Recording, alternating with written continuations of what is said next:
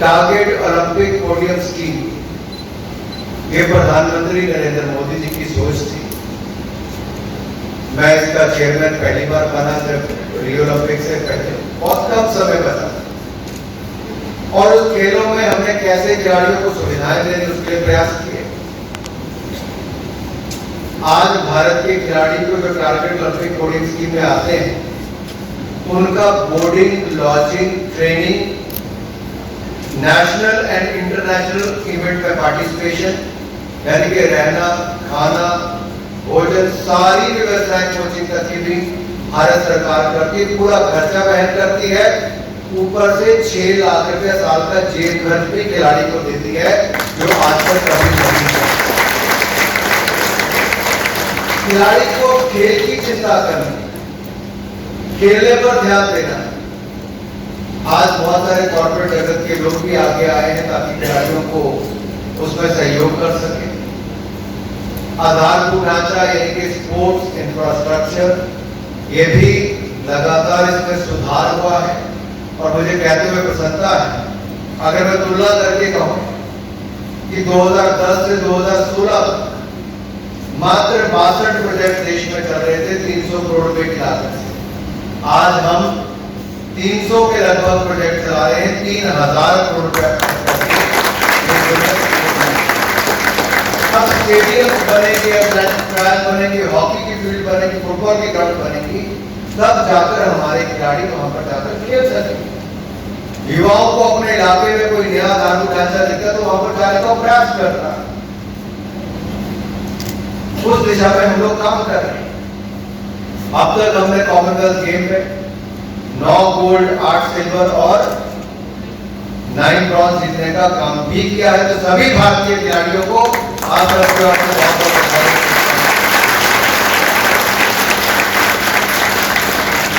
Under 20 athletics championship में भी 4x400 relay team ने नया एशियन रिकॉर्ड बनाया है और सिल्वर मेडल जीतने का काम भी भारतीय खिलाड़ी ने किया है। भरत सेंगर, प्रिया मोहन, कपिल और कृपाल चौधरी ने काम करने का काम किया है। यही नहीं, रूपल चौधरी ने ब्रॉन्ज मेडल भी जीता है 400 मीटर में, और पहली इंडियन एथलीट है जिसको 2 मेडल मिले हैं। तो टोक्यो ओलंपिक्स था तो वहां पर भी मीराबाई चानू ने भारत को पहला मेडल जिताने का काम किया। कौन सी गेम थी? मैं मीराबाई का वेट लिफ्टिंग। और इस बार हमें कॉमनवेल्थ गेम में पहला गोल्ड मेडल किसने जिताया? मीराबाई। तो वेट लिफ्टिंग में एक के बाद दूसरा, दूसरे के बाद तीसरा मेडल हम जीते गए। और पिछले कल रेसलर्स ने भी, तो रेसलर्स और वेट लिफ्टिंग ने शानदार हमें मेडल जीतने का काम किया। अब होता क्या था कि खिलाड़ियों में 2 दुविधाएं हैं। एक, डोपिंग कोई करता है और पकड़ा जाता है तो उसको खेलों पर प्रतिबंध लग जाता है, खिलाड़ी भाग नहीं ले सकता। तो डोपिंग नहीं करनी चाहिए, क्योंकि आपको थोड़ी देर के तो खुशी होती है कि आपकी परफॉर्मेंस एनहांस हुई है, लेकिन लंबे समय तक आपने प्रतिबंध लगता है, फिर आपको समाज में बहुत कुछ झेलना पड़ता है, मीडिया में भी सब आता है और आपका जीवन भी तबाह हो जाता है। एक तरह से आप खेलों में कुछ नहीं कर सकते। हमने 2 दिन पहले ही लोकसभा और राज्यसभा में, पार्लियामेंट में नेशनल एंटी डोपिंग बिल इसको पास करवाया है। दोनों हाउसेज में आम सहमति से वो पास हुआ है। अब हम देश भर में इससे जागरूकता भी करेंगे। नेशनल डोप टेस्टिंग लेबोरेटरी हमने जवाहरलाल नेहरू स्टेडियम में दिल्ली में स्थापित कर दी है। 6000 टेस्ट आ चुके हम इसमें कर सकते हैं। आने वाले समय में और टेस्टिंग लैब्स हम खड़ी करेंगे। एक खिलाड़ी अगर डोपिंग करता पाया जाता है, केवल उसका ही जीवन बर्बाद नहीं होता, उसके ऊपर लगे करोड़ों रुपए भी बर्बाद होते हैं और मेडल जीतने वाला एक व्यक्ति, उसका अपना भी करियर बर्बाद हो जाता है। इसलिए डोपिंग से बचाना बहुत जरूरी है। स्कूल से लेकर खिलाड़ियों तक के जागरूकता अभियान चलना चाहिए और उसके लिए हम लगातार प्रयास कर रहे हैं। आप देखेंगे जेम्स में या बहुत सारी दुकानों में आजकल बड़े बड़े डब्बे आपको प्रोटीन पाउडर के पड़े हुए मिलते हैं। उसमें लिखता है कि मसल्स इतने बन जाएंगे, लोगों को लगता है पता नहीं से क्या होने वाला है, परफॉर्मेंस एनहांस होने वाली। लेकिन आपको अपने ऊपर निर्भर कर देते हैं और वो कितने ठीक है कितने गलत है उसकी कोई जानकारी किसी को पता नहीं, क्योंकि उसकी टेस्टिंग नहीं है। मैंने national forensic science university Gujarat के साथ स्पोर्ट्स विभाग को अपने भारत सरकार को कहा है कि आप एग्रीमेंट कीजिए ताकि ये जो प्रोटीन पाउडर बाकी सब सप्लीमेंट्स हैं इसकी जांच हो कि युवाओं के लिए क्या ठीक है या क्या नहीं है, और इसकी जानकारी भी उनको दी जाए ताकि हमारे युवा गलत हाथों में ना पड़े। और ये बहुत आवश्यक, नहीं तो जिम वाले की आधी दुकान इसी नाम पे चल रही है। आप जाते हो अपने लिए फिजिकल ट्रेनिंग करने, आप डब्बे के शिकार होकर रह जाते हैं, फिर उनके कमाई का साधन एक वो भी बन जाता है। सप्लीमेंट जो है वो भी एक कमाई का साधन बन जाता है। तो क्या सही है क्या गलत है उसके लिए भी हम लोग प्रयास कर रहे हैं। दूसरा, खिलाड़ी जीत कर आता था तो उसको अपने मेडल के बदले रिवॉर्ड पाना हो। मान लीजिए आपको मेजर ध्यानचंद खेल रत्न अवार्ड चाहिए, या आपको अर्जुना अवार्ड चाहिए, या आपको किसी भी अवार्ड के लिए अप्लाई करना है, या रिवॉर्ड चाहिए, कैश प्राइज आपको चाहिए, तो उन स्कीमों के लिए आप अप्लाई कैसे करते हैं? आप पहले अपनी एसोसिएशन फेडरेशन के पास जाते थे, फिर स्पोर्ट्स अथॉरिटी, फिर खेल मंत्रालय, कई बार तो एक साल से 3 साल लग जाते थे, लेकिन खिलाड़ी को पैसा नहीं मिलता। मैंने सारी प्रक्रिया को बदलकर अब कह दिया है, ऑनलाइन जाके आपको केवल अपना सर्टिफिकेट उस पर डालना है, फॉर्म भरना है, और आपको कहीं जाने की जरूरत नहीं। चंद दिनों के अंदर हम चेक करके आपको खाते में आपके पैसा सीधा ट्रांसफर कर देंगे। और इसमें इस प्रक्रिया को हमने शुरू कर दिया है। उमंग प्लेटफॉर्म पर आपको पैसा भी हो जाता है, उसमें मिल जाता है, बाकी प्रक्रिया भी आप कर सकते हैं। वेब पोर्टल खेल मंत्रालय ने बना दिया है। तो गढ़ का, थांग का, मालखम, करारेपट्टू और योगासना भी ट्रेडिशनल, ये 5 ट्रेडिशनल गेम्स को भी खेलो इंडिया गेम्स के साथ जोड़ा गया है। अब उसका भी एक बहुत सफल आयोजन पूरे देश भर में हो रहा है। हमने नेशनल स्पोर्ट्स डेवलपमेंट फंड यानी कोई भी व्यक्ति अपना योगदान खेलों के विकास के लिए देना चाहे तो दे सकता है। इंडिविजुअल भी दे सकता है, इंस्टीट्यूशन भी दे सकता है, कॉर्पोरेट भी दे सकता है। और इसलिए मैं कहना चाहता हूँ कोई भी देना चाहे, अब ऑनलाइन को हमने पोर्टल बना दिया है। मान लीजिए अलका जी की कंपनी उसमें फंड में कोई पैसा देना चाहती है, अब इनको किसी के चक्कर काटने की जरूरत नहीं, वहां पर डोनेट करें और इनको 100% इनकम टैक्स की एग्जम्पशन मिल जाएगी, और वो पैसा खिलाड़ियों के उत्थान और विकास के, उनकी ट्रेनिंग के लिए, या फिर पूर्व खिलाड़ियों को एकेडमिक बनाने के लिए भी अवसर देगा। ये भी बहुत बड़ा शुरुआत हमने उसमें की है, साथियों का भी लाभ है। दूसरा, पुराने खिलाड़ी जो पूर्व खिलाड़ी हैं उनके अंदर खेलो इंडिया सेंटर खोलने की शुरुआत। 1000 सेंटर हम पूरे देश भर में खोल रहे हैं। 590 की अनुमति मिल गई है। इसमें पहली बार सेटअप करने के आपको 5 लाख रुपए मिलता है कि आप अपना धातु ढांचा बना सके, और हर साल आपको 5 लाख रुपए मिलता है उस सेंटर को रन करने के लिए। तो उस खिलाड़ी को, पूर्व खिलाड़ी को आय का साधन भी मिल जाता है, और स्थानीय खिलाड़ियों को ट्रेनिंग के अवसर भी मिल जाते हैं।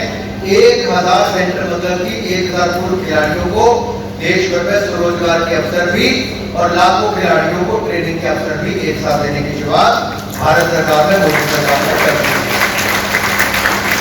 मित्रों, खेलो इंडिया यूथ गेम्स, खेलो इंडिया यूथ गेम्स और खेलो इंडिया यूनिवर्सिटी गेम्स, ये बहुत सफल आयोजन देश भर में चल रहा है। इस बार 15,000 खिलाड़ियों ने इसमें भाग लिया, और मुझे 15,000 खिलाड़ी और ऑफिशियल्स ने इसमें भाग लिया।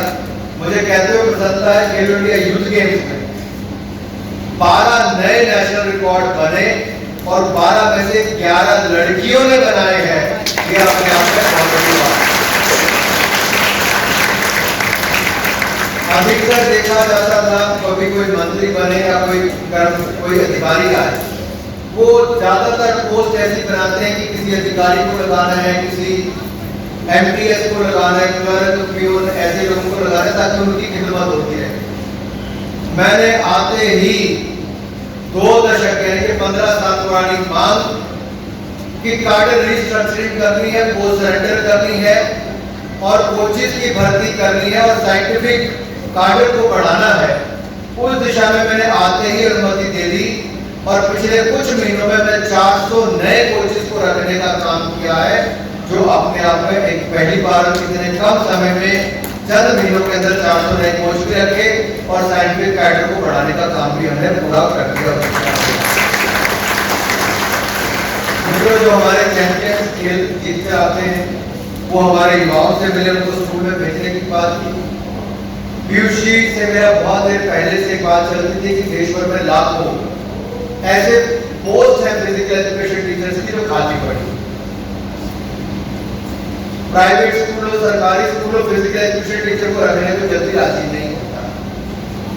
आखिरकार फिजिकल एजुकेशन टीचर की अगर स्किल्स को और बढ़ा दिया जाए और उनको 1-2 खेलों की जानकारी और दे दी जाए तो उनका स्तर भी थोड़ा और ऊपर बढ़ जाएगा। बेसिक के साथ साथ उसको स्पेसिफिक ट्रेनिंग देने का काम भी होगा। आपदा के समय, कोविड-19 पैंडेमिक के समय मैंने ई खेल पाठशाला की शुरुआत और ऑनलाइन ट्रेनिंग उनकी हमने शुरू कर दी। हमने हजारों ऐसे फिजिकल एजुकेशन टीचर्स को ना केवल ऑनलाइन ट्रेनिंग दी बल्कि किसी एक खेल को पूरी जानकारी कोच एक लेवल तक का बनाने का उनको प्रयास किया ताकि वो अपने स्कूल में उस गेम को लेकर बच्चों को जागरूक भी कर सके, कोचिंग भी कर सके। और मेरा प्रयास है कि इस अगले 1 साल के अंदर हम लाखों फिजिकल एजुकेशन टीचर्स को ई खेल पाठशाला के माध्यम से ट्रेनिंग देंगे ताकि वो अलग अलग खेलों की जानकारी भी प्राप्त कर सके और देश भर में लाखों स्कूलों में बच्चों को ट्रेनिंग भी दे सके। हम उसको भी आगे बढ़ाएंगे।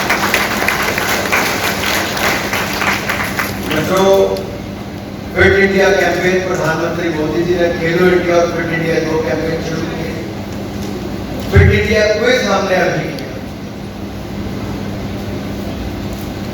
और उसमें स्कूल्स कहाँ के जीते हैं। जो टॉप 4 स्कूल आए पूरे देश भर में, जिला से लेकर राज्य स्तर तक की कॉम्पिटिशन हुए। जब टॉप 36 स्कूल देश के 36 राज्यों से और केंद्र शासित प्रदेशों से आए तो मुझे लगा बड़े बड़े राज्यों के बच्चे जीतेंगे। झारखंड राज्य की टीम जीती, अरुणाचल प्रदेश की टीम जीती, इसी तरह से ही तमिलनाडु की टीम जीती और शायद एक और राज्य, 4 राज्यों की टॉप टीम्स आई। ये अपने आप में दिखाता है कि बच्चे सरकारी स्कूलों वालों ने भी इसमें जीत दर्ज की है। खेलों के प्रति जागरूकता भी बढ़ी, फिटनेस अभियान को भी हम आगे लेकर गए और करोड़ों रुपए हमने इसमें लोगों को कैश प्राइज के रूप में विद्यार्थियों को दिए हैं और स्कूलों को दिए हैं। फिट इंडिया स्कूल वीक भी हमने बनाने का काम किया जिसमें 4.5 लाख स्कूलों ने भाग लिया और फिट इंडिया मोबाइल ऐप भी हमने बनाई है। फिट इंडिया मोबाइल ऐप आप भी ऑनलाइन जाइए, इसको डाउनलोड आप कर सकते हैं, अपने मोबाइल पर अपना भी स्कोर खड़ा कर सकते हैं, कंपटीशन भी अपने दोस्तों के साथ कर सकते हैं। 4 लाख लोग अब तक इसके साथ जुड़ चुके हैं। आइए इसको और पॉपुलराइज करें और ज्यादा से ज्यादा लोग इसमें जुड़े। फिट इंडिया फ्रीडम रन जब हमने किया तो लगता था कितने लोग जुड़ेंगे, 9 करोड़ से ज्यादा लोगों ने फिट इंडिया फ्रीडम रन में भाग लिया। इससे पता चलता है लोग फिटनेस को लेकर जागरूक हो रहे हैं और हमारे विद्यार्थी तो और जागरूक होंगे। तो मोदी जी ने एक स्लोगन भी दिया है, फिटनेस का डोज आधा घंटा। विद्यार्थियों में अभी जानकारी कम है। फिटनेस का डोज आधा घंटा रोज। आधा घंटा भी अगर आप अपने फिटनेस पर ध्यान देते हैं तो आप शारीरिक और मानसिक तौर पर स्वस्थ हो। आप कभी ये देख लेना, आप में से बहुत सारे लोगों को आधा घंटा 15 दिन लेकर के देखिए आपके जीवन में क्या बदलाव आता है। कोई गेम भी करें, चाहे वॉक कीजिए, रन कीजिए, वॉलीबॉल खेलिए, बास्केटबॉल, कबड्डी, कुछ भी खेलिए या भागिए पेशेंट, कोई इक्विपमेंट नहीं चाहिए, भागना आधा घंटा, आपको बदलाव नजर आएगा अपनी क्षमता में। इम्यूनिटी लेवल भी बढ़ेगा और आपकी अपना फिटनेस लेवल भी बढ़ पाएगा। हमने बहुत सारे काम और किए, लेकिन मैं उसको बोल के आपको बोल नहीं करूंगा, लेकिन इतना ही कहूंगा कि ऐसी कॉन्फ्रेंस इसलिए जरूरी है कि जहां एक और भारत खेलों में अच्छा कर रहा है, खिलाड़ी अच्छा कर रहे हैं, भारत सरकार सुविधाएं अच्छी दे रही है, अलग अलग राज्यों ने भी अच्छे काम करने शुरू किए हैं। खेल राज्यों का विषय है, राज्यों को ज्यादा करना चाहिए, लेकिन हम केंद्र सरकार की ओर से, मोदी जी की सरकार की ओर से कोई कमी नहीं छोड़ते। जब 2014 में हमारी सरकार आई तो 800 करोड़ रुपए का बजट होता था, जिसको बढ़ाकर हमने लगभग 2400 करोड़ रुपए का बजट करके 3 गुना ज्यादा कर दिया है, ताकि ज्यादा सुविधाएं मिल सके। आगे राजनीति से ऊपर आकर ज्यादा आगे बढ़ सकती है। खेल डिसिप्लिन और हार्ड वर्क के साथ ही खिलाड़ियों को आगे बढ़ने का अवसर मिलता है। इसलिए आइए टीम इंडिया के रूप में काम करें। हम किसी जाति, धर्म, संप्रदाय, ये खेलों में नहीं होता है। जब मैं क्रिकेट खेलता था, पंजाब की टीम का कप्तान था या नॉर्थ जोन का कैप्टन था, हम ये बिल्कुल नहीं देखते थे कि एक बाल्टी में, उस समय तो एक बाल्टी में पानी होता था, तो आजकल बोतलें रखने का रिवाज शुरू हुआ आपके यहाँ पे। वहां एक बाल्टी रखते थे और एक ही मग होता था, उसी के साथ सारे पानी पीते थे। और कई जगह तो प्लेट तो दूर की बात, हमारे यहाँ पत्थर होते हैं, उसी पत्थर में खाना दे दोगे तो वैसे भी काम चलता। तो कोई ये नहीं देखता किसकी बैकग्राउंड क्या है, कौन अमीर है, कौन गरीब है। खिलाड़ी केवल टीम भावना के साथ खेलते हैं। ये टीम स्पिरिट भी खड़ी करता है, स्पोर्ट्समैन स्पिरिट भी खड़ी करता है। इसलिए अपने जीवन में किसी न किसी खेल को जरूर धारण करें, यानी कि अपनाएं, खेलना शुरू करें। ये आपको फिजिकली फिट भी रखेगा और मेंटली फिट भी रखेगा। आज आपको लगेगा कहाँ हमें कह रहा है कि आधा घंटा खेलेंगे, हमारे पास तो आधा घंटा है नहीं, हम तो मोबाइल फोन पर आधा घंटा ज्यादा लगाएंगे। मोबाइल फोन आधा घंटा रख दो, कोई फर्क नहीं पड़ेगा, लेकिन आधा घंटा अगर ग्राउंड पे या सड़क पे भागने पे लगा दोगे तो पूरे जीवन याद रखोगे, फिट रहोगे। आज मेरी बात एक भाई के नाते, आज मैं खेल मंत्री के नाते, एक भाई के नाते आपको कह रहा हूं, मैंने जो फिटनेस उस समय की होगी वो मुझे आज भी काम आता। मैं आज भी 19 घंटे तो कम से कम रोज का काम करता ही हूँ, इससे कम नहीं करता। और वो तभी कर सकता हूं अगर मैं फिजिकली और मेंटली फिट हूं।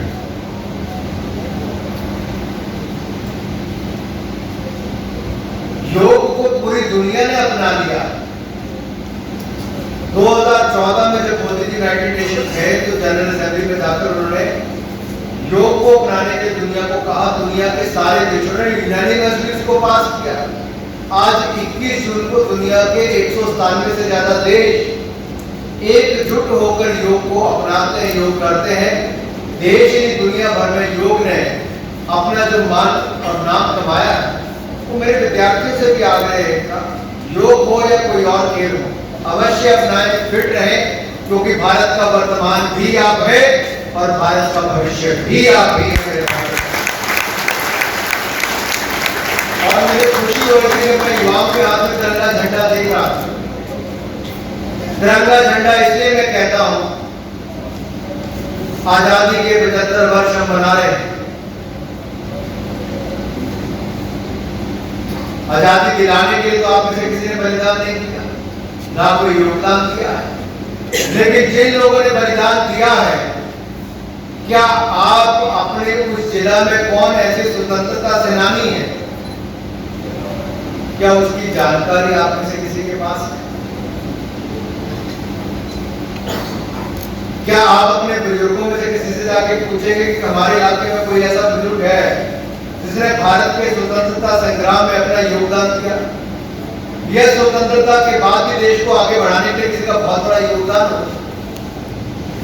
ये जानकारी हमें अपने क्षेत्र में भी होनी चाहिए, क्योंकि हमें केवल वही जानकारी प्राप्त नहीं करनी, हमें अमृतकाल यानी कि अगले 25 वर्ष जब हम शताब्दी समारोह सन 2047 में मनाएंगे, तो अगले 25 वर्षों में देश के नागरिक होने के नाते आप किस क्षेत्र में योगदान देंगे?